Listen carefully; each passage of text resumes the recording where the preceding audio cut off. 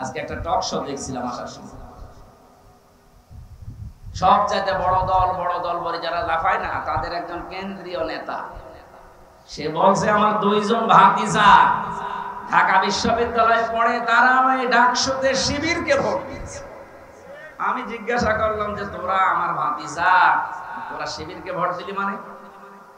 দুইজন ভাতিজা নির্দ্বিধায় বলে দিচ্ছে, চাচা শিবিরের এই ছেলেরা আমাদেরকে খাবারের পানির ব্যবস্থা করে দিয়েছে, অন্য কোন দলের ছাত্র সংগঠন এটা করে নাই। মেয়েদের প্রতি তাদের যে রেসপেক্ট, যাদের যে সম্মান, এটা আমরা অভিভূত হয়ে গেছি, এই জন্য আমরা জেনে শুনে ভোট দিয়েছি। বলেন সুবহানাল্লাহ। আমি যে দৃশ্যগুলো এখন দেখতে পাচ্ছি, বিশেষ করে ডাকসু আর জাকসুর পরে, কালকে আমি রাজশাহীতে ছিলাম, আমি দেখেছি রাজশাহী তো এক চান্সে যাবে, চট্টগ্রাম তো আরো আগে যাবে, কারণ সারা বাংলাদেশের ভেতরে সবচাইতে ঘাঁটি চট্টগ্রাম, এরপরে আমার কুষ্টিয়া, ওটা তো আরো বড় ঘাঁটি। আপনি কোথায় বাদ দেবেন? কিছুদিন পরে দেখেন কিছু মানুষ বলতে আরম্ভ করবে আমরা নির্বাচনই চাই না। আমাদের এক মুরব্বী আপা আছে, ব্যারিস্টার, আমি নাম নিলাম না, উনি আজকে বলছিল যে বিএনপি আমরা কোনদিন এই ডাকসু নির্বাচন চাইনি, এটা আমাদের উপরে চাপিয়ে দেওয়া হয়েছে। আমার তো মনে হচ্ছে মহিলা কয়দিন পরে এটাও বলবে যে জাতীয় নির্বাচন আমরা চাইনি, চাপিয়ে দেওয়া হয়েছে। আমি আন্দাজে বলি না, আমি একটা থিওরি দেখে বলছি। কোরআনে কারিমে আছে, ইযা জানাসরুল্লাহি ওয়াল ফাত, হে নবী যখন আল্লাহর সাহায্য আসবে তখন আপনি বিজয় দেখতে পাবেন। বিজয় যদি কেউ আল্লাহর দেখতে পায়, 9টা জিনিস সে দেখতে পাবে। কয়টা? আরো জোরে বলেন। এখানে আল্লাহ একটা একটা করে অনেকগুলো দিচ্ছেন, আপনি তাকান। কোরআন শরীফ পড়ে আমি এই 9টা পেয়েছি, যে বিজয় যদি দেখতে পান আপনি এই 9টা জিনিস অবশ্যই দেখতে পাবেন। ওয়ারাইতান নাসা ইয়াদখুলুনা ফি দীনিল্লাহি আফওয়াজা, হে নবী আপনি দেখবেন দলে দলে পালে পালে মানুষ ইসলামে প্রবেশ করছে। আগস্টের 5 তারিখের পর থেকে তো ছিল কম বেশি, ডাকসুর পরে এই 9 সেপ্টেম্বরের পরে দেখেন মানুষ দলে দলে আরম্ভ করেছে। এই কথা বলেন না কেন? এই 7 দিনের জরিপ দেখছেন, 9 থেকে 17, মাত্র এই 7 দিনে বাংলাদেশে কত মানুষ অলরেডি ইসলামে সব ফেলে দিয়ে চলে এসেছে। গত শুক্রবারে আমার হাতে প্রায় 18 জন, তাও মোড়ল সব এলাকার, ওরা এসে বলছে হুজুর এতদিন আমরা মানুষের তৈরি করা আইনের পক্ষে ছিলাম, এখন কি যেন মনে হয়ে গেল এই ডাকসু নির্বাচনের পরে মনটাই পাল্টিয়ে গেল। আমরা এখন আল্লাহর তৈরি করা আইন কায়েমের জন্য চেষ্টা করতে চাই, যেটা সবচাইতে বাংলাদেশে এগিয়ে আছে জামাত ইসলামী। সিরাজগঞ্জ জেলার এটা সদর থানা না, সদর থানার অন্তর্গত হরিণা পিপলবাড়িয়া বাজার মুক্ত মঞ্চে সিরাতুন নবী সাল্লাল্লাহু আলাইহি ওয়াসাল্লাম মাহফিলের সম্মানিত সভাপতি আমার আরাফাতের ভাই আলহাজ মহিদুল আলম মাস্টার দামাত বারকাতুহুল আলিয়া, প্রধান অতিথি বাংলাদেশ জামাত ইসলামী, নামটা বললে এখন কলিজা ভরে যায় না, সবার না, কিছু মানুষের এখনো মনে হয় সেই মানধাত আমলের চিন্তায় আছে। ওরা মনে করছে 54 বছরে যা দিয়ে মানুষকে খাওয়িয়েছি এটা মনে হয় এখনো খাওয়ানো যায়। এখনো তারা আমাদেরকে রাজাকার তো আর বলতে পারে না, কারণ ওই বয়স আমাদের এখনো হয়নি, এখন বলেছে তোমায় রাজাকার। বাংলাদেশ জামাত ইসলামী আপনাদের এই আসনের এখানে এমপি পদপ্রার্থী লিখেছেন কারা? এরা, এটা ঠিক হয়, উনি এমপি পদপ্রার্থী না, উনি নমিনি। বাংলাদেশ জামাত ইসলামী থেকে যে 300 জনকে এই সারা দেশে নমিনেশন দেওয়া হয়েছে, এরা একটাও পদপ্রার্থী না। আমরা কেউ পদ চেয়ে নেইনি, এমনকি আমরা নিজেরা যেদিন নাম ঘোষণা দেয় তার 1 মিনিট আগেও জানতাম না যে আমার নাম আসবে। ওনারা জিজ্ঞাসা করেন জানতো কিনা, আমি তো নিজে জানতাম না। সারা দেশের অবস্থা এটা, বিশেষ করে বাংলাদেশ জামাত ইসলামী থেকে। হ্যাঁ, পদপ্রার্থী হতে পারে অন্য দলে, যারা এই পদ পাওয়ার জন্য মারামারি করে দেখেন সামনে মরে যাবে। আপনি কি মনে করছেন বাংলাদেশ জামাত ইসলামী এখন একটা ব্র্যান্ড? তাম দুনিয়া এখন তাদেরকে এই যে কোনো কিছুর উপরে তাদের লোভ নেই, এটা প্রমাণ হয়ে গেছে। যদি জোর করে নেওয়ার সিস্টেম ইসলামে থাকতো, জাহাঙ্গীরনগর বিশ্ববিদ্যালয়ে 21 জন হয়েছে শিবিরের, শুধু ভিপি বাদ দিয়ে। এটা শয়তানও বিশ্বাস করে না, কিন্তু এখন বিশ্বাস করা লাগছে। এই কথা বলো না কেন? অন্যান্য যারা এখন ফতোয়া দিচ্ছেন যে আমাদের মতো এরাও সাধারণ রাজনৈতিক দল, এরাও দুনিয়াদার না, আমরা দুনিয়াদার হলে আরো আগের থেকে এদেশ আপনারা যা করছেন এভাবে করলে দখল করে ফেলতাম। এই 1 বছর 1 মাসে আমরা অলরেডি প্রমাণ দিয়ে ফেলেছি যে শুধু দুনিয়ার জন্য আমরা রাজনীতি করি না, জামাত কর্মী মানে সমাজ কর্মী। এটা কি ওয়াজ করে বোঝানো লাগবে? আপনার হয়তো রাগ হতে পারে, কিন্তু এটা বাস্তব। জামাত কর্মী হতে হলে আপনাকে আগে সমাজ কর্মী হওয়া লাগবে। সুতরাং অধ্যক্ষ মাওলানা শাহিনুর আলম উনি এমপি পদপ্রার্থী না, উনি নমিনি। এটা আর আগামীতে কেউ লিখবেন না। অন্যান্য যারা দলে আছেন আপনারা লিখতে পারেন, আপনারা তো মারামারি করবেন আমরা জানি। আমার আসনে 4 জন অলরেডি শুরু করে দিয়েছে, এখন যে কি হবে আল্লাহ জানে। 4 জন থেকে তো আর তারেক জিয়া দেবে না, হয়তো 1 জনকে দেবে, আর বাকি 3 জন আমার দলে চলে আসবে।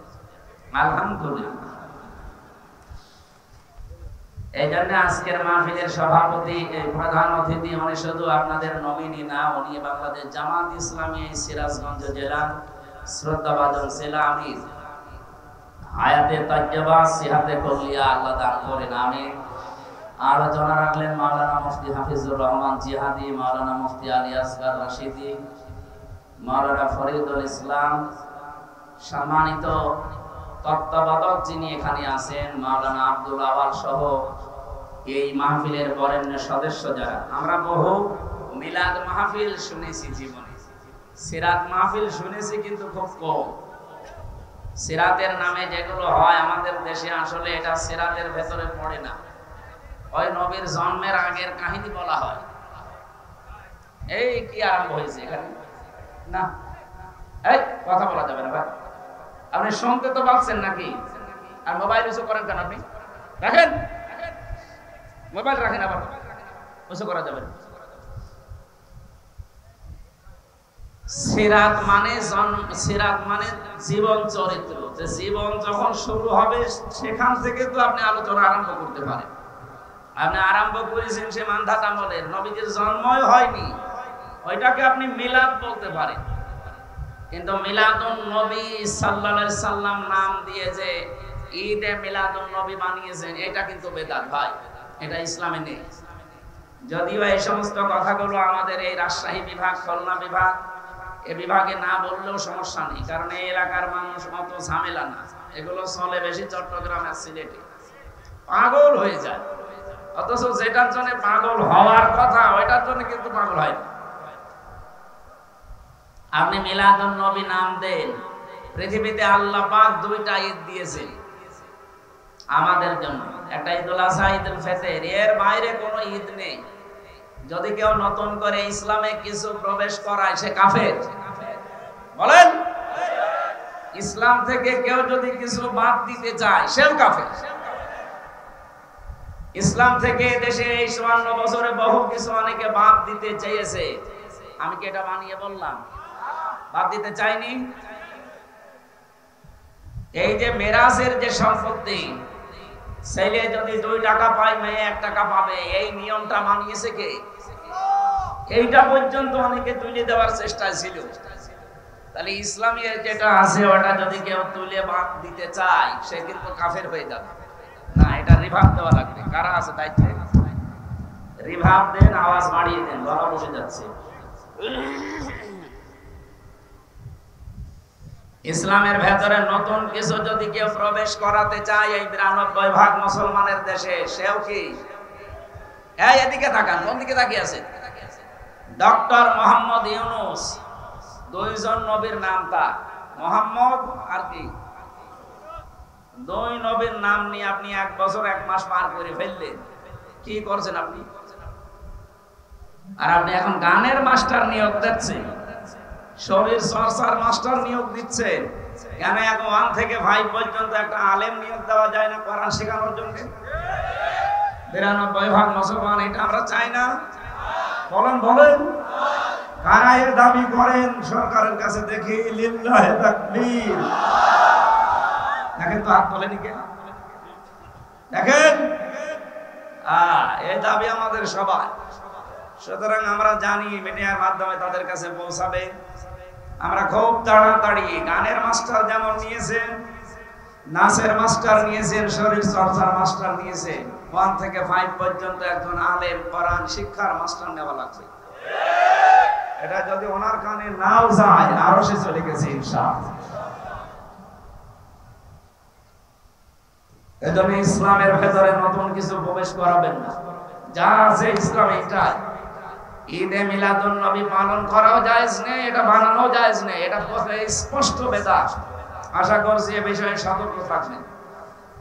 মিলাদ শব্দের শাব্দিক অর্থ যেটা, এটাও যদি মানুষ একটু মেনে চলতো, তাও তো অন্তত বলতাম যে আসেন আমরা মিলাদ পড়ি। মিলাদ মানে কি? জন্ম। মিলাদুন থেকে এসেছে, মিলাদ মানে কি? জন্ম। নবীজির জন্মের সময় যে কাহিনীগুলো আমরা দেখেছি, একটা কাহিনী আমাদের জীবনে পাওয়া যায় না। বিশ্ব নবীর জন্মের সময় সিরাত ইবনে হিশাম বলছে, নবীজির জন্মের পরে 3 জন মহিলার দুধ পান করেছিলেন।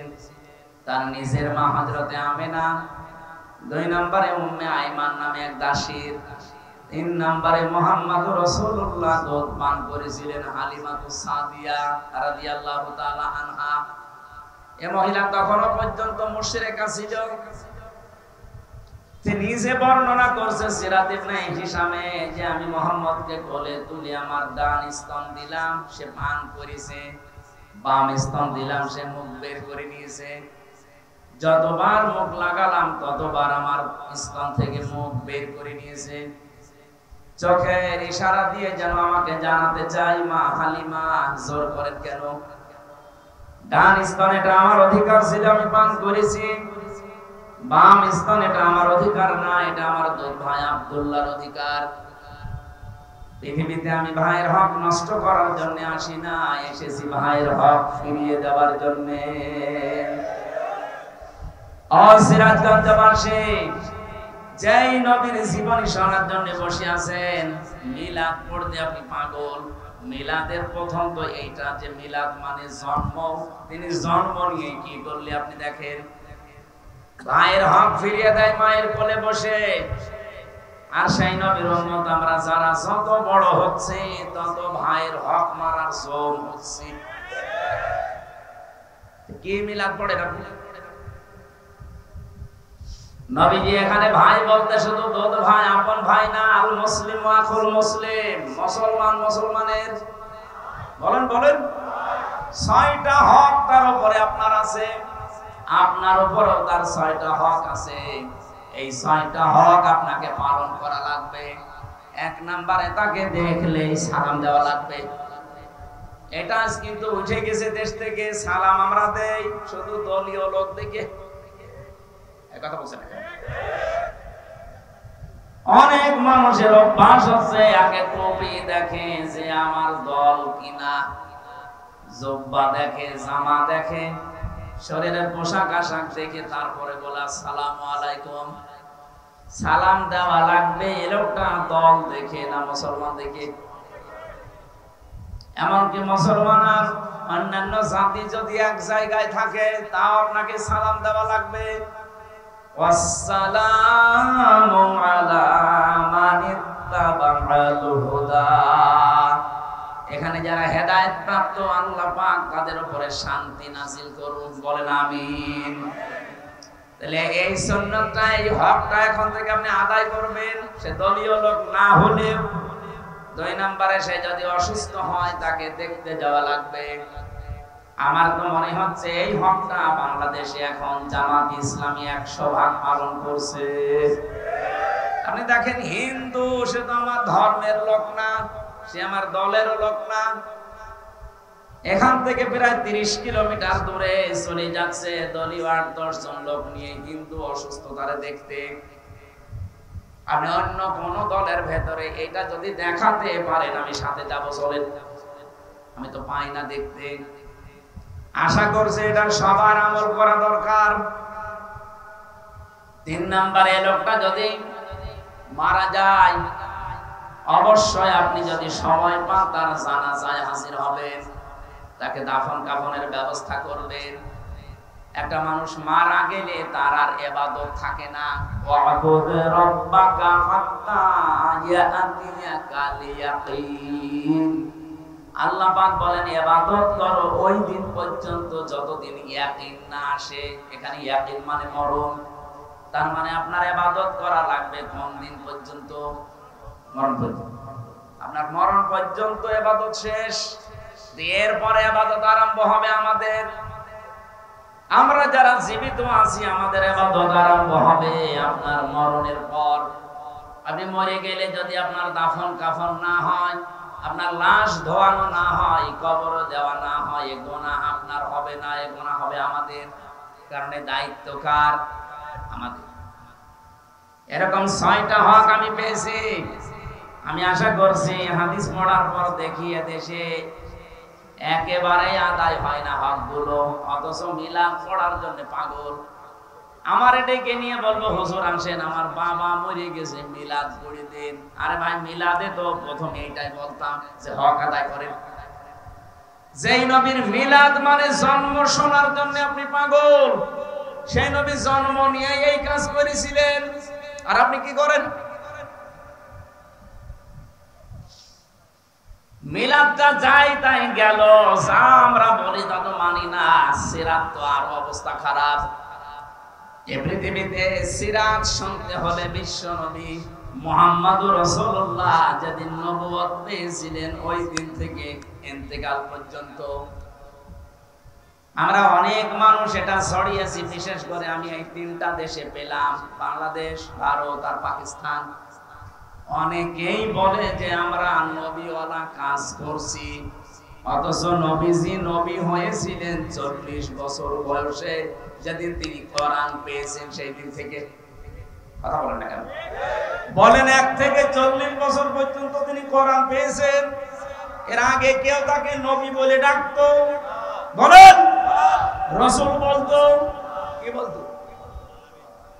হয়তো খুব বেশি হলো বলতো আলামিন সাদেক, আর ওনার নাম ছিল আব্দুল্লাহ বিন মুহাম্মদ বিন আব্দুল্লাহ, এতটুকু শেষ। ওরা আরব জাহানের ভেতর ওনার নাম যদি মানুষ জেনে থাকে খুব বেশি হলেও জানতে হয় আলামিন সাদেক, ওনার নাম ছিল মুহাম্মদ বিন আব্দুল্লাহ, আর কিছু নেই। কিন্তু 40 বছর বয়স থেকে আর এতটুকু ছিলেন না। এরপরে যোগ হয়েছে মুহাম্মাদুর রাসূলুল্লাহ। তাহলে এই দিন থেকে শুরু করে যেদিন ইন্তেকাল হয়, পুরা এই 23 বছরের জীবন আপনাকে অনুসরণ অনুকরণ করা লাগবে। কি কথা বলেন এখন? আপনি যে সিরাত শুনতে এসেছেন, সিরাত মানে জীবন চরিত্র। তার চরিত্র শুরু হয়েছিল যেই দিন থেকে তিনি নবী হলেন, রাসূল হলেন। এর আগে যেগুলো ছিল মানবিক গুণাবলী, ওগুলো অর্জন করতে পারলে আপনি সোনায় সোহাগা। কিন্তু 40 থেকে 63 এই 23 বছরের 1 সেকেন্ডও বাদ দিতে পারবেন না। হ্যাঁ, উনি 17 বছর থেকে দল গঠন করেছিলেন হিলফুল ফুজুল। আপনি যদি নিজেকে কন্ট্রোল করতে চান যৌবনের তাড়নাকে, তাহলে হিলফুল ফুজুলের মতো একটা সংগঠনে আপনাকে যোগ দেওয়া লাগবে। বাংলাদেশে আমি যেটা পেয়েছি ইসলামী ছাত্র শিবির। আপনি দেখেন, চরিত্রকে কন্ট্রোল করতে হলে এই মহা দুর্যোগের সময় ইসলামী ছাত্র শিবির ছাড়া বাংলাদেশে এখন কোন দল আপনি দেখাতে পারবেন না। কম বেশি প্রত্যেকের ভেতরে আমরা ঝামেলা পাচ্ছি, কারো চরিত্রই নেই। এমনকি কেউ ডাল খায়, বাবা খায়, বাকিটা বললাম না। আরে ভাই আমি নিজে তো বিশ্ববিদ্যালয়ে দেখেছি, বিশ্ববিদ্যালয়ের যে রুম গুলো আবাসিক রুম থেকে বের হচ্ছে সকালবেলা মদ দিয়ে কুলি করে বের হচ্ছে। আমি প্রথমে জাহাঙ্গীরনগরে চান্স পেয়েছিলাম সাংবাদিকতায়, আমার তো সুরত ছিল যা ওই ছাতায় তো পড়া সম্ভব না, এই জন্য বছর খানিক থাকার পরে এসে আমি কোরআনে ভর্তি হয়েছিলাম কুষ্টিয়া বিশ্ববিদ্যালয়ে। আমি দেখেছিলাম ওখানে মানুষ ছাত্র মাস্টার্সে পড়ে সকালবেলা মদ দিয়ে গুলি করে এরপরে বের হচ্ছে, এটা ছাত্র। গলা বসে যাচ্ছে, কি সমস্যা? হবে মাইক কোথাকার?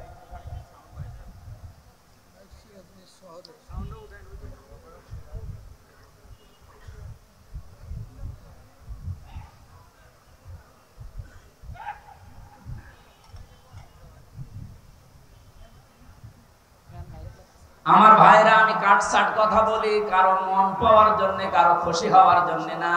এদেশে এখন যা চলছে, আপনি যদি চরিত্রকে বাঁচাতে চান, ছেলেদেরকে মেয়েদেরকে ছাত্র শিবিরে ছাত্রী সংস্থায় চোখ কান বুঝে দিয়ে দেন, নয়তো পারবেন না। কারণ এখন চলছে কি দেখছেন, ওপেন চলছে সব। এই কঠিন মুহূর্তে আপনার সন্তানকে আপনি বাঁচাতে পারেন শুধু এই দুইটা সংগঠনের দিন, আমি গ্যারান্টি দিব আপনি পারবেন। ঢাকাতে সেখানে নামাজ পড়াতাম জমার, একজন নাস্তিক বামপন্থী রাজনীতি করে মুরব্বী হয়ে গেছে, গোপনে একদিন এসে আমার বাসাতে কলিং বেল টিপ দিয়ে, আমি তো চেহারা দেখে বুঝে ফেলেছি যে এই শয়তান মার্কা লোক, চেহারা দেখলে কিছু বোঝা যায়, দাড়ি গোঁফ কিচ্ছু নেই। আমার এখানে এসেছে তাও সিগারেট খেয়ে ফেলে দিল, দেখলাম সিসি ক্যামেরায় সব দেখা যাচ্ছে। হুজুরের কাছে একটু মানুষ দোয়া দরুদ পড়িয়ে আসে, দোয়া দরুদ নেই, সিগারেট টানছে। নাস্তা করালাম, কি আপনার কি সমস্যা? বলছে আপনি তো আমাদের ইমাম, আমি নামাজ পড়তে আসি অনেক দূর থেকে, জমার নামাজ, আপনি একটা শিবিরের কোন দায়িত্বশীল ছেলেরে খুঁজে দেন, আমার মেয়েটাকে প্রাইভেট পড়াবো, মেয়ে আমার বিশ্ববিদ্যালয়ে সেকেন্ড ইয়ারে পড়ে। চিন্তা করলাম এত বড় মেয়েকে পড়াতে চাই শিবিরের ছেলের কাছে, পরিচয় নিলাম পড়াটা, দেখলাম উনি বামপন্থী রাজনীতি করে মুরব্বী হয়ে গেছে একেবারে। আমি ওনারে বললাম সত্যি কথা বলেন তো, বাংলাদেশে প্রায় ৭৫টার উপরে দল এখন কাজ করছে, ৭৩টার উপরে বিভিন্ন দলের ছাত্র সংগঠন আছে তাদের, আপনি কোন দলের নাম বললেন না, ছাত্র শিবিরের ছেলে খুঁজতে চান কেন? আমার বছর বছর অন্য কোন দলের ছেলে মেয়ের ছেলেদের কাছে যদি মেয়ে পড়তে দেয়, দেখা যাচ্ছে মেয়ে নিয়ে চলে যাবে, কিন্তু শিবিরের ছেলের উপর আমার এই ভরসা আছে অন্তত মেয়ে নিয়ে পালাবে না। এর চাইতে আপনি আর কি চান? আজকে একটা টক শো দেখছিলাম আসার সময়, সব চাইতে বড় দল বলে যারা লাফায় না, তাদের একজন কেন্দ্রীয় নেতা, সে বলছে আমার দুইজন ভাতিজা ঢাকা বিশ্ববিদ্যালয়ে পড়ে, তারা ওই ডাকসুতে শিবিরকে ভোট দিয়েছে। আমি জিজ্ঞাসা করলাম যে তোরা আমার ভাতিজা, তোরা শিবিরকে ভোট দিলি মানে? দুইজন ভাতিজা নির্দ্বিধায় বলে দিচ্ছে চাচা, শিবিরের এই ছেলেরা আমাদেরকে খাবারের পানির ব্যবস্থা করে দিয়েছে, অন্য কোন দলের ছাত্র সংগঠন এটা করে নাই। মেয়েদের প্রতি তাদের যে রেসপেক্ট, যাদের যে সম্মান, এটা আমরা অভিভূত হয়ে গেছি, এই জন্য আমরা জেনে শুনে ভোট দিয়েছি। বলেন সুবহানাল্লাহ। আমি যে দৃশ্যগুলো এখন দেখতে পাচ্ছি, বিশেষ করে ডাকসু আর জাকসুর পরে, কালকে আমি রাজশাহীতে ছিলাম, আমি দেখেছি রাজশাহী তো এক চান্সে যাবে, চট্টগ্রাম তো আরো আগে যাবে, কারণ সারা বাংলাদেশের ভেতরে সবচেয়ে ঘাঁটি চট্টগ্রাম, এরপরে আমার কুষ্টিয়া, ওটা তো আরো বড় ঘাঁটি। আপনি কোথায় বাদ দেবেন? কিছুদিন পরে দেখেন কিছু মানুষ বলতে আরম্ভ করবে আমরা নির্বাচনই চাই না। আমাদের এক মুরব্বী আপা আছে, ব্যারিস্টার, আমি নাম নিলাম না, উনি আজকে বলছিল যে বিএনপি আমরা কোনোদিন এই ডাকসু নির্বাচন চাইনি, এটা আমাদের উপরে চাপিয়ে দেওয়া হয়েছে। আমার তো মনে হচ্ছে মহিলা কয়দিন পরে এটাও বলবে যে জাতীয় নির্বাচন আমরা চাইনি, চাপিয়ে দেওয়া হয়েছে। আমি আন্দাজে বলি না, আমি একটা থিওরি দেখে বলছি। কোরআনে কারিমে আছে ইযা জানাসরুল্লাহি ওয়াল ফাত, হে নবী যখন আল্লাহর সাহায্য আসবে তখন আপনি বিজয় দেখতে পাবেন। বিজয় যদি কেউ আল্লাহর দেখতে পায়, 9টা জিনিস সে দেখতে পাবে। কয়টা? আর জোরে বলেন। এখানে আল্লাহ একটা একটা করে অনেকগুলো দিচ্ছেন, আপনি তাকান। কোরআন শরীফ পড়ে আমি এই 9টা পেয়েছি যে বিজয় যদি দেখতে পান আপনি এই 9টা জিনিস অবশ্যই দেখতে পাবেন। ওয়ারাইতান নাসা ইয়াদখুলুনা ফি দীনিল্লাহি আফওয়াজা, হে নবী আপনি দেখবেন দলে দলে পালে পালে মানুষ ইসলামে প্রবেশ করছে। আগস্টের 5 তারিখের পর থেকে তো ছিল কম বেশি, ডাকসুর পরে এই 9 সেপ্টেম্বরের পরে দেখেন মানুষ দলে দলে আরম্ভ করেছে। এই কথা বলেন না কেন? এই 7 দিনের শরীফ দেখছেন 9 থেকে 17, মাত্র এই 7 দিনে বাংলাদেশে কত মানুষ অলরেডি ইসলামে সব ফেলে দিয়ে চলে এসেছে। গত শুক্রবারে আমার হাতে প্রায় 18 জন, তাও মোড়ল সব এলাকার। ওরা এসে বলছে হুজুর এতদিন আমরা মানুষের তৈরি করা আইনের পক্ষে ছিলাম, এখন কি যেন মনে হয়ে গেল এই ডাকসু নির্বাচনের পরে মনটাই পাল্টিয়ে গেল। আমরা এখন আল্লাহর তৈরি করা আইন কায়েমের জন্য চেষ্টা করতে চাই, যেটা সব চাইতে বাংলাদেশে এগিয়ে আছে জামাত ইসলামী। নবীদের হাদিস পড়েছিলাম, আন ইবনে ওমর রাদিয়াল্লাহু তাআলা আনহু قال النبي صلى الله عليه وسلم فاتبعوا الصياد الاعظم, নবীজি বলেন যারা ইসলাম কায়েম করতে অগ্রণী ভূমিকা পালন করছে তোমাদের ভেতরে, যাদের দ্বারা ইসলাম কায়েম হওয়া দ্রুত সম্ভব, তোমাদের উচিত হচ্ছে তাদেরকে অনুসরণ করা, পেছনে থাকা। বাংলাদেশে 73টা দল কাজ করছে। আপনার বিবেককে প্রশ্ন করে বলেন, এই মুহূর্তে ইউনিয়ন থেকে শুরু করে আন্তর্জাতিক মহল পর্যন্ত সব জায়গায় ইসলাম যদি এসে যায়, এটা সুচারুরূপে কায়েম করে চালাতে পারে বাংলাদেশ জামাত ইসলামী। অন্য কোন দলকে দিলে তারা পারবে না, কারণ তাদের ওইভাবে লোক এখনো তৈরি হয়নি।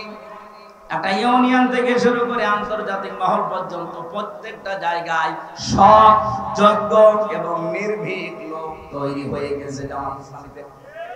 তাহলে হাদিস ছিল কি? ফাত্তাবিউস সিওয়াদাল আযম, যারা দুনিয়াতে তাড়াতাড়ি ইসলাম কায়েম করতে পারে তোমরা তাদেরকে সাপোর্ট করো, ইত্তেবা করো, অনুসরণ করো। তাই আমি তার বানিয়ে বলছি না, মিলে যাচ্ছে এজন্য বলছি। বলেন আপনার সাথে নাম মিললে আমি কি হাদিস বানাবো? হুজুর আমাদের নাম বলতে পারেন না, আপনার নাম আছে, আমি কি জোর করে আপনার নাম এখানে ঢোকাবো? যাদের ঢোকতেছে তাদের ঢুকিয়ে দিলাম, আপনার তো ঢোকে না। আমার ভাইরা কথাগুলো বিবেকের আয়না দিয়ে একটু ভাবেন।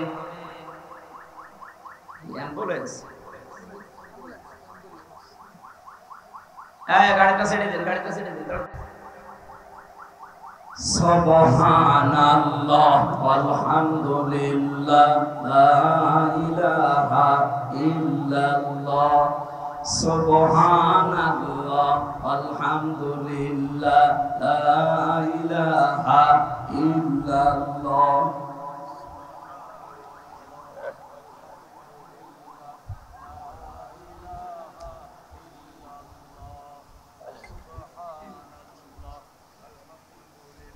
এখানে একটু নড়াচড়া কম করে দেন।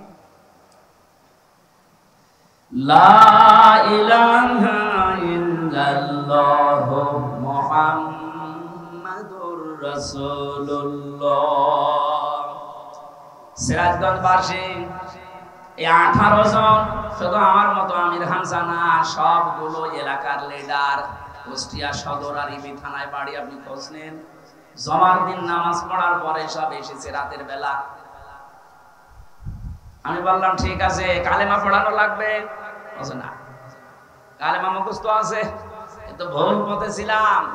এই যে ভুল পথে ছিলাম, এইটা ওর মনের ভেতরে আন্দোলিত করে দিয়েছে কে? বলেন বলেন।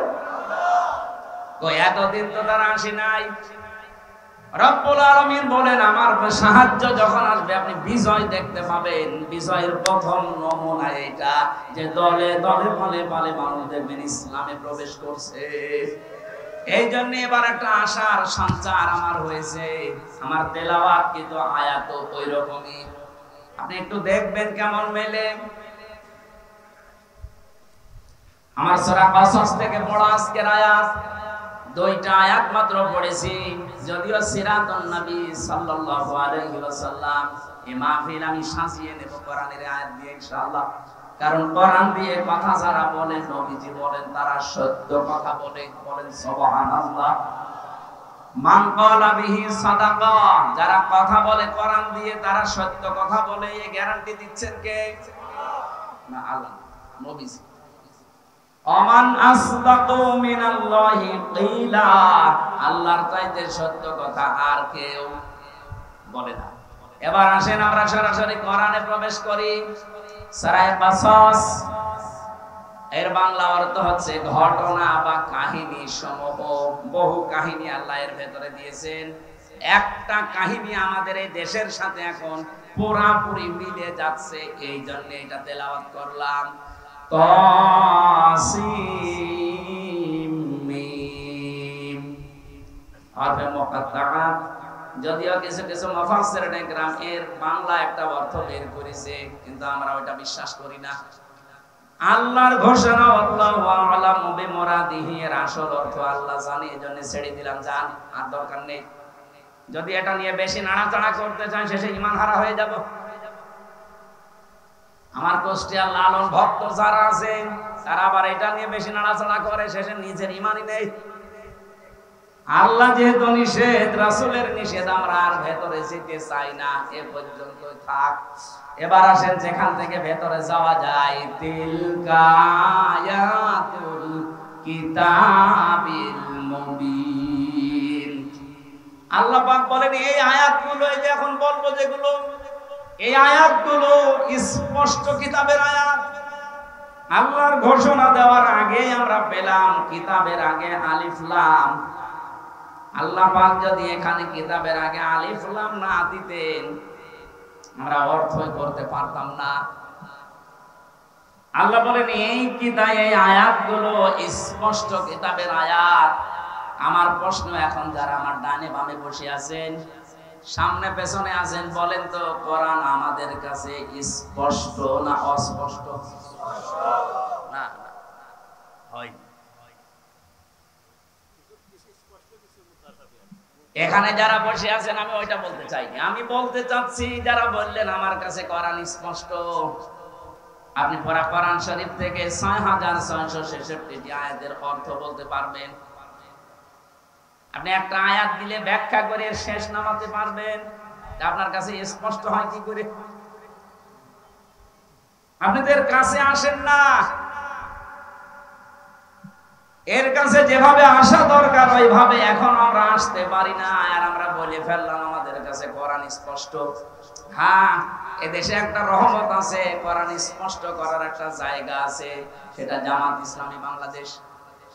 আপনি এর কাছে এসে দেখেন, বেশি দিন লাগবে না, মাত্র ৬ মাস আপনাকে যদি এর ভেতরে রাখতে পারি, আল্লাহর কসম কোরআন আপনার কাছে স্পষ্ট হয়ে যাবে।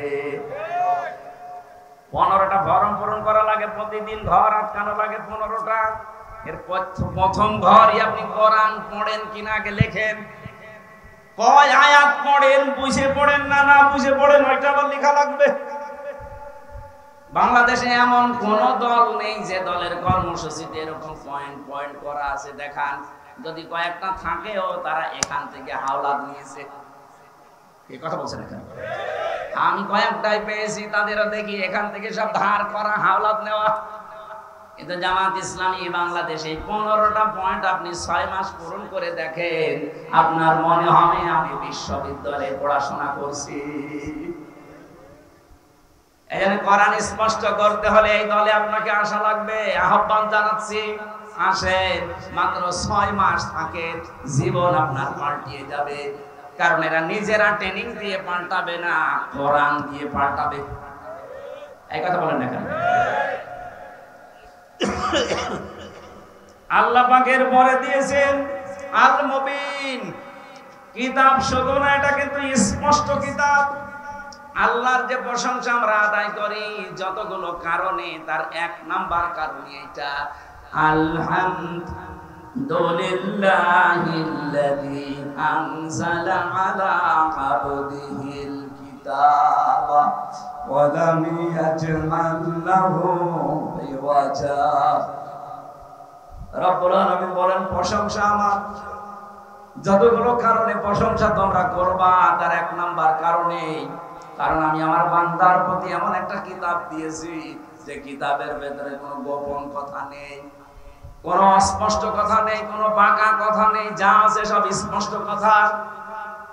ও সিরাজগঞ্জবাসী, আল্লাহ বলছেন আমার কোরআনে কোনো বাঁকা কথা নেই, গোপন কথা নেই। এই জন্যই তো আমরা দেখি এই পৃথিবীতে যারা কোরআনের কাছে আসে আর কোরআন যারা বুঝতে চেষ্টা করে, তাদেরকে মাথায় বাড়ি দিয়েও আপনি আর গোপন রাখতে পারেন না। ওরা কোরআনের কাছে আসলেই যেন ওপেন হতে চায়। এই কথা বলবেন না? হযরত ওমর কোরআনের কাছে এসেছিলেন, বুঝেছিলেন, আর গোপন থাকেননি, ওপেন হয়ে গেছেন। আপনি যার দিকে তাকাবেন তাকান, যারা কোরআন পড়েছে বুঝেছে, ওরা আর কেউ গোপনে ছিল না, সব ওপেন হয়ে গেছে। দুঃখজনক হলো সত্য, বাংলাদেশে আমরা অনেক আলেম পর্যন্ত এখনো আছি, বলো হুজুর আমি গোপনে আছি। আপনি আর কতদিন গোপনে থাকবেন বলেন? এত ওপেন হওয়ার পরও আপনার এখনো সময় হয়নি। আপনি এখনো যদি বলেন আমি গোপনে আছি, কেন বলেন? আমি জানি। সেদিন আমাকে ঢাকা থেকে একজন বলছিল, হুজুর যেভাবে কথা বলা আরম্ভ করেছেন, আমারও মনে চাই আমি স্পষ্ট ভাবে প্রকাশ্যে কোরআনের পক্ষে কাজ করি। মনের ভেতরে একটা ভয়, যদি এবার ইসলাম না আসে তাহলে আমার ইমামতি থাকবে তো। আরে শয়তান, ইমামতি নিয়ে আসে। আর আপনার কাছে কেন এমন মনে হয় এখনো যে ইসলাম এবার আসবে না? বলেন, কোন ছেলে যদি মাইক হাতে নিয়ে এলাকার মানুষকে বলে যে আমার বাবার জমি আমি পাই কি না পাই, আমার সন্দেহ লাগে, ওরা কি বৈধ সন্তান না অবৈধ? আরো জোরে বলেন। লোকজন বলবে না যে তোর বাবার সম্পত্তি তুই পাবি না, মানে এলাকার লোক পাবে। 92% মুসলমান এই দেশে, যে ঝড় উঠেছে। আরে শুধুমাত্র সিরাজগঞ্জের এই সদর থানা না, সারা বাংলাদেশের 630টা থানায় আমার কম বেশি এখন যাওয়া। আমি দেখছি সারা দেশে যেভাবে ঝড় উঠেছে, ইসলাম এবার সংসদে যাবে। হ্যাঁ, কিছু চাপাবাজ আছে, ওদের চাপাবাজও বন্ধ হয়ে যাবে। এখনো পর্যন্ত ওদের মুখ জোর কমে না। এখনো ওই সেই মানধাতা দলের চিন্তায় আছে যে আমরা বড় দল, বড় দল জিকির করতে থাকে, বাকি সব সিয়ার ইসলাম নিয়ে যাক। আপনি জিকির করতে থাকেন, এখনো পর্যন্ত জোশ চাপিয়ে দেওয়ার অভ্যাস আপনার গেল না। কিছু হলে খালি চাপিয়ে দেন, চাপিয়ে দেন, কতদিন দেবেন? আর আপনাদের এই এলাকায় একজন আছে, এই লোকটা কিছু হলে খালি ওই সে মানধাতা বলে চিন্তায় চলে যায়। এখনো যদি কেউ আমাদেরকে রাজাকার বলতে চান, আমার মনে হয় ওই লোকটার মুখ এই ফজু পাগলার মতো আগুন ধরিয়ে দেওয়া দরকার।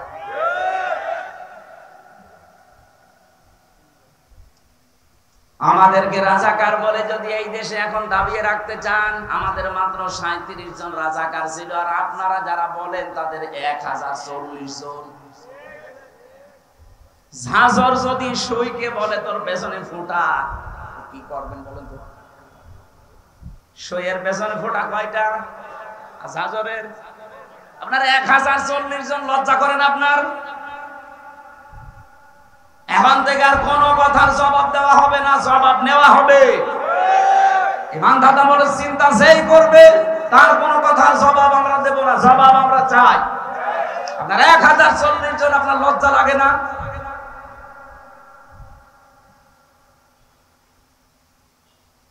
সিরাজগঞ্জবাসী, হ্যাঁ আমি জানি অনেকের মন খারাপ হবে, সত্য কথা শুনলে সবার কাছে ভালো লাগে না। এটাই যে আলেমগুলো এখনো দোদুল্যমান অবস্থায় আছেন, আপনি কি কিতাব পড়ে আলেম হয়েছেন? কোরআন বলছে আয়াতুল কিতাবিল মুবিন, এটা স্পষ্ট কিতাবের আয়াত। যারা এর কাছে আসে পড়ে তারা স্পষ্ট হতে চায়, ওপেন হতে চায়। আর আপনি এখনো বলেন যদি পাস না করি আমার ইমামতি থাকবে। তো এই জন্য গোপনে আসি। থাকেন আপনি গোপনে। ইসলাম এবার আসবে, হয় আপনাকে নিয়ে নয় আপনাকে বাদ দিয়ে। এই কথা বলেন, ইসলাম এবার আসবে, হয় আপনাকে নিয়ে আসবে না আপনাকে বাদ দিয়ে আসবে। আপনাকে নিয়ে আসলে ভালো।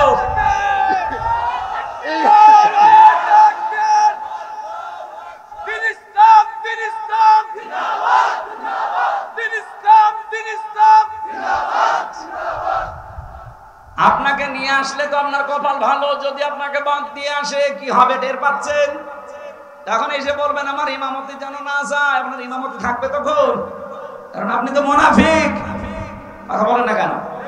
মুনাফিকের পেছনে তখন নামাজ হবে। এই জন্য আহ্বান জানাচ্ছে ওপেন হন।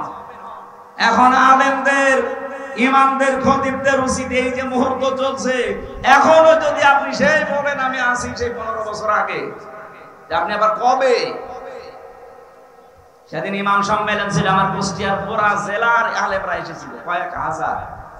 কয়েকজনকে আমি প্রশ্ন করেছি যারা এখনো ইসলামের পক্ষে ডাইরেক্ট আসতে পারছেন না, ইসলাম অবশ্যই এবার আসবে, কিন্তু আপনার কি হবে তখন? দেখলাম একবারে 1500 বলছে আসি এবার। আমরা চাই সারা বাংলাদেশের কোন আলেম যেন অন্তত এবার ইসলাম কায়েমের এই পথে পেছনে না থাকে। আলেমরা এবার সামনে থাকবে ইনশাআল্লাহ। এক কথা বলেন, আপনার দায়িত্ব আছে একটা, আপনি পালন করেন না। আল্লাহ আমাদেরকে একটা আশার বাণী শোনাচ্ছেন। তিলকা নাদলু আলাইকা মিন নাবাই মূসা ওয়া ফিরআউনা বিল হাক্কি লিকাওমিন ইউমিনুন। এটা যে তেলাওয়াত হচ্ছে এটা কিন্তু আমির হামজার তেলাওয়াত না। নাদলু, আল্লাহ বলেন আমি তেলাওয়াত করছি। আলাইকা, আপনার কাছে, মিন নাবাই মূসা ওয়া ফিরআউনা, মূসা এবং ফিরআউনের বিল হাক্কি, একটা কাহিনী, সত্য কাহিনী আপনাদের আমি শোনাবো। এখানে শোনাচ্ছেন কে? বলেন তো। আল্লাহ পাক যদি এখানে এখন আসতেন আর এই পিপল বাড়িয়া বাজারে বসে বসে যদি এই কাহিনীটা শোনাতেন, শুনতেন না? বলেন বলেন। আরে উনি শোনাতেন, উনি এখন আসতে পারছেন না, ওনার মানায় না এটা, এই জন্য আমির হামজাকে দিয়ে অ্যাডভার্টাইজ করাচ্ছে। আল্লাহ বলেন আমি যথাযথভাবে একটা কাহিনী, একটা ঘটনা তোমাদেরকে শোনাবো। লিকাওমি ইউমিনুন, যারা বিশ্বাসী তাদের জন্য আমি এই ঘটনাটা শোনাচ্ছি। কি ঘটনা শোনো? ইন্না ফিরআউনা আলা ফিল আরদি, অবশ্যই এই জমিনে একজন ফেরাউন ছিল। কি ছিল? বলেন বলেন। এই ফেরাউন ছিল কেমন? সে ছিল সীমালঙ্ঘনকারী, সে ছিল ফ্যাসিস্ট, সে ছিল এই পৃথিবীতে অনুপ্রকাশকারী। আল্লাহর সীমা পার হয়ে সে চলে গিয়েছিল। আল্লাহ রাব্বুল আলামিনের বিধান সে বাইরে রেখে এমন উপরে গেছে, সে নিজে আল্লাহ দাবি করে বসে আছে। বলেছে আনা রব্বুকুমুল আ'লা, আমি তোমাদের বড় রব। এই ঘোষণাটা এস্টাবলিশ করার জন্য ও যা যা হাতে নিয়েছিল, ও শুধু ওই জামানায় হাতে নেয়নি, কিয়ামত পর্যন্ত বহু ফেরাউন দুনিয়া আসবে যারা ওইটা হাতে নেবে। কি নিয়েছিল আপনি বলেন তো?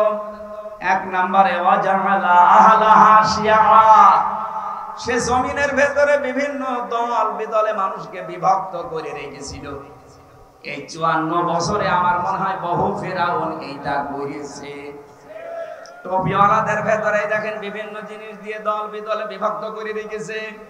ওর 5 কলি, ওর 3 কলি, ওর উঁচা টুপি, ওর আকীদা ঠিক নেই, এই নাম বলে বলে। অথচ ইসলামের মূল জায়গায় কিন্তু আমরা এক। কেউ কি আমরা কোনদিন বলেছি যে ফরজ নামাজ 4 ওয়াক্ত? বলেন বলেন। রোজা 28টা, এই বলেন না কেন? মূল জায়গায় কিন্তু আমরা ঠিক আছে। এই শাখা প্রশাখা দিয়ে দিয়ে আমাদেরকে দলে বেদলে বিভক্ত করে রেখেছে। এটা ফেরাউনের প্রথম কাজ। বাংলাদেশে যারা করে রেখেছিলেন আল্লাহর কসম তারাও এক প্রকার ফেরাউন। এখনো সেই ফেরাউনের তৎপরতা থেমে নেই, ও এখনো কাজ চালাচ্ছে। ও হয়তো বিদায় নিয়েছে, কিন্তু ওর চামচারা যারা আছে তাদেরকে দিয়ে এখনো করাচ্ছে। এখন এই দেশের অনেক নামধারী আলেমকে দিয়ে এদেশে একামতে দ্বীনের কর্মী যারা তাদের বিরুদ্ধে এখনো ফতোয়া দেওয়াচ্ছে। এই কথা বলেন এখানে কত বড় মুরব্বী আলেম দেখছে এখনো মাইকের সামনে বলছে জামাত ইসলাম কোন ইসলামী দল না, এরা মওদুদিবাদ। মওদুদিবাদ বলে কোন বাদ দুনিয়ায় আছে স্যার? নেই। আমরা মওদুদি রহমতুল্লাহ আলাইহি তাকে আমরা আমাদের মাযহাবের ইমাম মানি না। মানি না। তার মাসলা মাসাইল আমরা নেই না। মাযহাবের ইমামতাকে আমরা মানি না। রব্বুল আলামিন বলেন আমি তাকে মনোনীত করি, আমি তাকে ইজতেবা করি, পছন্দ করি, নির্বাচিত করি, ভালোবাসি। এই মানুষটাকে দিয়ে আমার দিন কায়েমে লাগিয়ে দেই। এদেশে তো কত মানুষ আছে, সবাইকে দিয়ে তো আল্লাহ দিন কায়েমের কাজ করায় না। কাকে দিয়ে করায়? ওয়াহদি ইলাইহি মাইয়ুনিব। যে লোকটা মন থেকে আল্লাহর দিকে ফিরে আসতে চায় তাকে আল্লাহ স্বাভাবিক জীবন যাপনে রাখে না, তাকে দিন কায়েমের কাজে লাগিয়ে দেয়। সুতরাং আপনি যখন দেখবেন আপনাকে দিন কায়েমের কাজ আল্লাহ অ্যাক্টিভ ভাবে করাচ্ছে, আপনি বিশ্বাস করতে পারেন সূরা শূরার 13 নম্বর আয়াতের শেষের অংশ অনুযায়ী আল্লাহ আপনাকে মনোনীত করে ফেলেছে।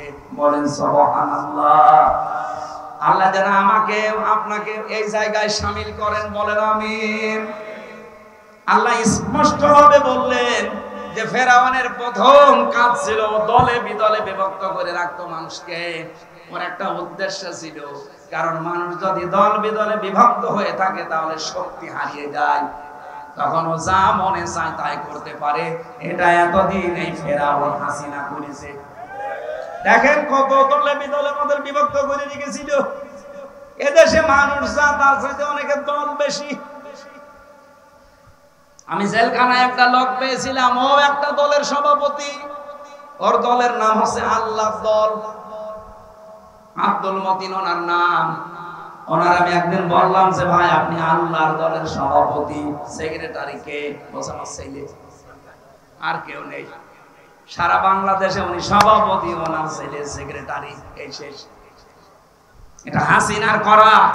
দলে বিদলে বিভক্ত করে করে দাদাদের এই হুকুম মতো আমাদেরকে এভাবে করে রেখেছিল। এটা ফেরাউনের নিয়ম। কার নিয়ম?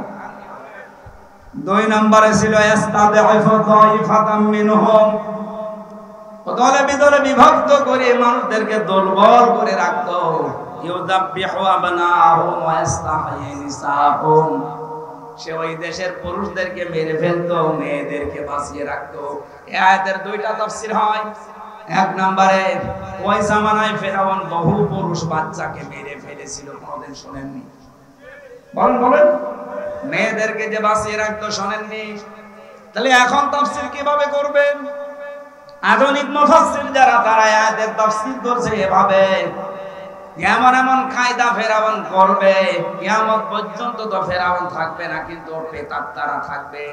ওরা যদি ক্ষমতায় কোনো সময় থাকে, তারা ওই দেশের যারা যোগ্য মানুষ তাদেরকে চেয়ারের পরিবর্তে পেছনে ফেলে রাখবে। আমরা এই দেশে এই 15.5 বছরে এইটাই বেশি দেখেছি। যোগ্য হওয়ার পরে শাহিনুর আলম ওনার যোগ্যতার সম্পূর্ণ জায়গায় বসতে পারবে না, বসে থাকবে 10 নম্বর চেয়ারে। আমি 1 থেকে মাস্টার্স পর্যন্ত আমার ফার্স্ট ক্লাস ফার্স্ট আছে, অল ফার্স্ট ক্লাস আমার। বলেন আমার জায়গা মতো যাওয়া দরকার, খালি পেছনে দলীয় পরিচয় আছে, এই জন্য আমারে না নিয়ে 80 রোল নাম্বার যার পারে নিয়েছে। এই যে আমাকে ওই জায়গায় না নিয়ে আপনি পেছনে ফেলে রাখলেন 80 নাম্বার চেয়ারে, এটা আমাকে মেরে ফেলার শামিল না? এটা করেছিল ফেরাউন। এখনকার ফেরাউনরা এইটা করছে, ওই জামানায় মেরে ফেলতো সরাসরি। আর এখন তার যোগ্যতা সম্পন্ন জায়গায় না যেতে দিয়ে বাধা প্রাপ্ত করে তাকে একটা মেরে ফেলা। 2 নম্বরে মেয়েদেরকে সে বাঁচিয়ে রাখতো। 15.5 বছরে দেখেন ছেলেদের চাকরি হয় না আর মেয়েদের চাকরির অভাব হয় না। ইন্নাহু কানা মিনাল মুফসিদিন, নিশ্চয় সে ছিল ফাসাদ সৃষ্টিকারী, বিশৃঙ্খলা সৃষ্টিকারী, সন্ত্রাসী। এতটুকু আল্লাহ যদি শেষ করে দিতেন, আমরা সত্যি বলছি আয়াত আমরা পড়তাম না। এবার একটা আশার বাণী আল্লাহ আমাদেরকে শুনিয়েছেন, নাকি বলবো না? রব্বুল আলামিন বলেন, নুরিদু আন্নামুন্না, আমি আল্লাহ নিজে ইচ্ছা করলাম। বলেন তো ইচ্ছাটা কার? আরো জোরে। আমি আল্লাহ নিজে ইচ্ছা করলাম, আমি মনন করব। মনন মানে অনুগ্রহ করা, দয়া করা। আমি আল্লাহ একটা ইচ্ছা করলাম যে আমি অনুগ্রহ করব, দয়া করব আলাল্লাযিনা ইসতাদঈফু ফিল আরদ, তাদের উপরে যাদেরকে ফেরাউন এতদিন দুর্বল করে রেখেছিল। জমিনের উপরে যাদেরকে ফেরাউন দুর্বল করে রেখেছিল, জুলুম করে, অত্যাচার করে, বিভিন্ন পদে উঠতে না দিয়ে এদেরকে দুর্বল করে ফেরাউন রেখেছিল। আমি আল্লাহ একটা ইচ্ছা করলাম, এই দুর্বল পার্টি মুসা আলাইহিস সালামের দল, এদেরকে আমি আল্লাহ কি করব? ওয়ানা জাআলাহুম আইম্মাতান, জাতির নেতা তাদেরকে বানাবো। আপনি ডাকসু আর জাকসু থেকে আরম্ভ আল্লাহ অলরেডি করে দিয়েছে। যে জাকসু জাহাঙ্গীরনগর বিশ্ববিদ্যালয়ে শিবির নাম শুনলেই পিটিয়ে মেরে ফেলতো। এমনকি পায়খানার ভেতরে ইশারায় নামাজ পড়া লিখেছে এমন জায়গা। ঢাকা বিশ্ববিদ্যালয়ের মহসিন হলে এই 16 বছর আযান দিতে দেয়নি সালেমরা। ছাত্রলীগের ভাইদের নাকি ঘুমের ডিস্টার্ব হবে, এজন্য ফজরের আযান হইতো না। এবার ডাকসুতে শিবির প্যানেল পাস করার পরে তার পরের দিন মাইকে আযান আরম্ভ হয়েছে। আল্লাহু আকবার, জবান খুলে বলেন আল্লাহু আকবার। আল্লাহর যে ঘোষণা ছিল, ওয়ানা জাআলাহুম, তাদেরকে আমি জমিনের নেতা বানাবো। বলেন তো এটা কি আমি বানিয়ে বলছি না হচ্ছে? ওয়ানা জাআলাহুমুল ওয়ারিসিন, এবং এই জমিনের উত্তরাধিকারী আমি আল্লাহ তাদেরকে বানাবো। আমার মনে হচ্ছে আল্লাহ যেন তার সিদ্ধান্ত এখন বাস্তবায়ন আরম্ভ করে দিয়েছে। আর আল্লাহ যদি কোনো কাজের ইচ্ছা করে ওটা কেউ রদ করতে পারে? ইন্না রাব্বাকা ফাআলুল লিমা ইউরিদ, তোমার রব যা চায় তাই করে। অনুমাক্কিনা লাহুম ফিল আরদ, এতটুকু শেষ না, আমি আল্লাহ জমিনে তাদেরকে শাসন ক্ষমতা দেব। কেন দেব? অনুরিয়া ফিরাউনা ওয়া হামানা, আমি ফেরাউন আর হামান, হামান মানে মন্ত্রী, মন্ত্রী পরিষদকে ফেরাউনের যারা ছিল তাদেরকে আমি দেখাবো। ও জুনুদাহুমা, এবং তাদের যে সৈন্যবাহিনী দলের লোক তাদেরকে আমি দেখাবো যে তাদের তোমরা ভয় পেতে, মিনহুম মা কানু ইয়াহতারুন, যাদের উপর তোমাদের ভয় ছিল এরা আসলে না জানি কি হয়ে যায়, আমি আল্লাহ তোদের দেখাবো যে দেখ আমি পারি। আল্লাহ যেন তার এই সিদ্ধান্ত এবার বাংলার জমিনে বাস্তবায়ন করে, বলেন আমিন। এই কায়দা আল্লাহর জানা আছে না নেই? আর সেই শক্তিও আল্লাহর আছে না নেই? আমাদের আল্লাহর উপরে আমাদের 100% বিশ্বাস আছে। উনি যা বলেছেন তাই করবে। উনি আমাদের মতো না, সকালে এক কথা বলে বিকালে আরেক কথা বলে। কথা বলবেন না কেন? ওয়াহাইনা ইলা উম্মি মূসা আন আরদিহি, আল্লাহ পাক বলেন আমি ওহী করেছিলাম মুসা আলাইহিস সালামের মায়ের কাছে যে আমি তোমার সন্তানকে তোমার কাছে ফিরিয়ে দেব। এই 15 বছরের দিকে তাকান, কত সন্তান মায়ের বুক থেকে হারিয়েছে, কত জায়গায় পালিয়ে রেখেছে। আল্লাহ পাক যেন এখন সবগুলো আস্তে আস্তে ওপেন করে দিচ্ছে। আমার তো আয়াতগুলো পড়লে মনে হয় বাংলাদেশে এই মাত্র কোরআনের এই আয়াত আল্লাহ কেবল নাজিল করছে। প্রশ্ন কি আপনার?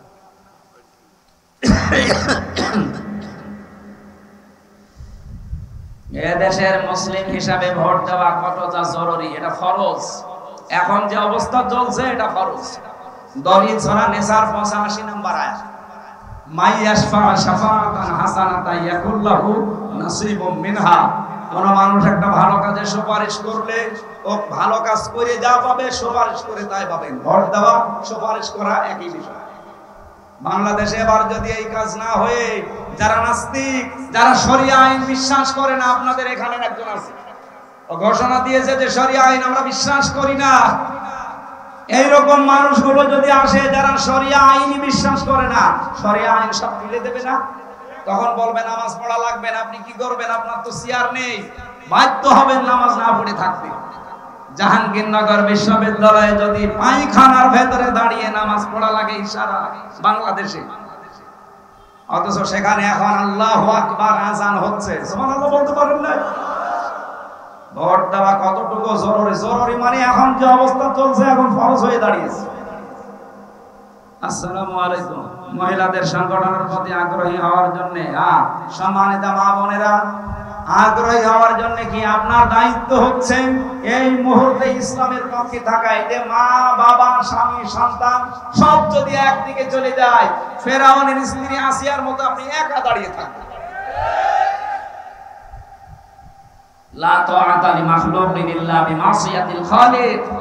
আল্লাহর বিরুদ্ধে যায়, রাসূলের বিরুদ্ধে যায় এমন কোন কাজ বাবাকেও মানা যাবে না, স্বামীকেও মানা যাবে না, সন্তানকেও মানা যাবে না। কথা বললেন না কেন? এটা কি শুধু পুরুষদের না মহিলাদেরও? আমি যে হাদিস পড়েছিলাম মুআয ইবনে জাবাল থেকে, ইয়ামেন দেশে যখন গভর্নর করে নবীজি পাঠাচ্ছিলেন এই সাহাবীকে, ঘোড়ার রাকাবের ভেতরে অলরেডি পা দিয়ে দিয়েছি। নবীজি বললেন, শোনো, এমন একটা দেশে তোমারে পাঠাচ্ছি, যেহেতু দায়িত্বে আছো এই জন্য বহু মানুষ হাদিয়া তোফা নিয়ে আসবে, কাজ সিদ্ধি করার জন্য, কাজ উদ্ধার করার জন্য হাদিয়া নিতে পারো। ওই পর্যন্ত যতক্ষণ হাদিয়া থাকবে, যদি ওটা ঘোষের পর্যায়ে পড়ে জীবনও নিতে পারবে না। আমার মনে হয় সেই অবস্থা এখন পৃথিবীতে নেই। এতটুকু নবীজি শেষ করে দেননি। বিশ্ব নবী বলেন, হে মুআয ইবনে জাবাল, ইসলামের কাঁটা কিন্তু নড়তেই থাকবে, বাতাসে নড়বে। ধর্মের কল কিসে নড়ে? বলেন বলেন। এমন একটা সময় এসে যাবে আমার উম্মতের উপরে, আলা ইন্না রিহাল ইসলামি দাইরাতুন ফাদুরু মাআল কিতাবি হাইসু দার, আলা ইন্নাল কিতাবা ওয়াস সুলতানা লা ইফতারিকান। এইদিকে তাকান। আলা, সাবধান, ইন্নাল কিতাবা, নিশ্চয় কিতাবের ভেতরে মানে কোরআন শরীফের ভেতরে, আল ফুরকানা, আলা ইন্নাল কিতাবা ওয়াস সুলতানা, সুলতান মানে রাজত্ব, রাজনীতি। নবীজি বলেন, মুআয ইবনে জাবাল, ভালো করে, এমন একটা সময় সামনে আসবে আমার উম্মতের ভেতরে বহু মানুষ তারা আল্লাহর কোরআন আর রাজ্য রাজনীতি আলাদা করে ফেলবে। এটা কি ১৫০০ বছর আগের কথা এখন মিলছে না? এই কথা বলেন না কেন? এ পর্যন্ত তো শেষের পরে আছে, ফালা তুফারিকুল কিতাব, সাবধান উম্মতেরা, কোনদিন আল্লাহর কিতাবের কোরআনের রাজনীতি থেকে নিজেকে আলাদা করবা না। সুতরাং এখন যে যা ফতোয়া দিক, কেউ যদি আমাদেরকে ধর্মান্ধ বলে, কেউ যদি বলে ধান্দাবাজ, কেউ যদি বলে রাজনীতি করে, শুধু যে যা বলে বলুক, পেছনে কি কুকুর ঘেউ ঘেউ করবে করুক, কারোর দিকে তাকানোর দরকার নেই। আমাদের একটাই টার্গেট থাকবে, ইসলাম এবার সংসদে নেবই। আমার এখন প্রতিটা গণসংযোগে প্রায় হাজার হাজার মানুষ শুধু মুসাফা করার জন্য। আমার তো মনে হচ্ছে এক একটা গণসংযোগে কমপক্ষে একটা মাহফিল হয়ে যায়। ওদের এখন সবার আওয়াজ, যাবো রে সংসদে যাব। ইনশাআল্লাহ যে আওয়াজ তুলছে সারা দেশ, আশা করছি এবার কোরআনে কারিমকে আমরা জায়গা মতো নিয়ে যেতে পারবো। একবার নিয়ে যেতে দেন, কিয়ামতের আগে ইসলামের কাছ থেকে কোন জালেম, কোন মুনাফিক আর এই দেশ আর নিয়ে নিতে পারবে না। কারণ অন্য যারা আছে,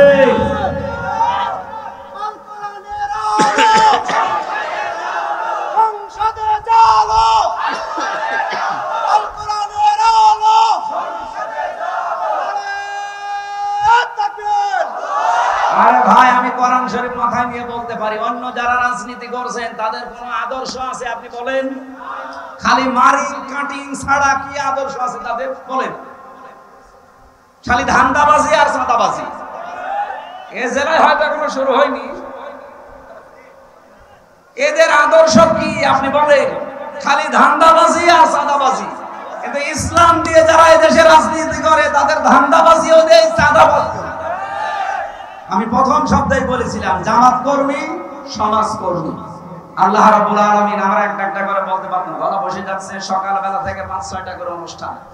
যতটুকুই বলেছি আল্লাহ যেন আয়াতগুলো আমাদেরকে এবার দেখান। আরো জোরে বলেন। সম্মানিত মা বোন যারা এসেছেন, আল্লাহ রাসূলের পথে চলতে গিয়ে পৃথিবীর কারো অনুসরণ করার দরকার নেই। এটা যদি দুনিয়ার সব হারিয়ে যায়, যাক, আল্লাহ আপনাদেরকে হযরতে আসিয়ার মতো যেন কবুল করেন। আল্লাহুম্মা আমিন।